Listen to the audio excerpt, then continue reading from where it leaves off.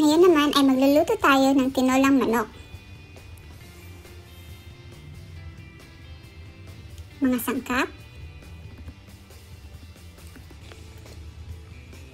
Mag-isa lang tayo ng onion, garlic, at saka ginger. I-mix natin. Ilagay na natin yung chicken until mag-brown lang.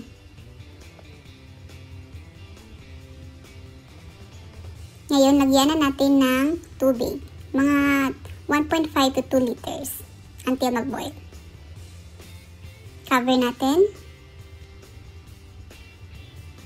Pagkatapos mag-boil, lagay natin yung potato, chayote, tapos stir, and then cover for 10 to 15 minutes. Maglagay din tayo ng salt at saka ground black pepper for taste. Pampalasa lang. Ngayon naman, ilagay na natin yung Moringa Leaves o yung malunggay, stir, and then cover ulit for 10 more minutes. And then, eto na. Enjoy and happy eating! Like and subscribe for more recipes. Thank you!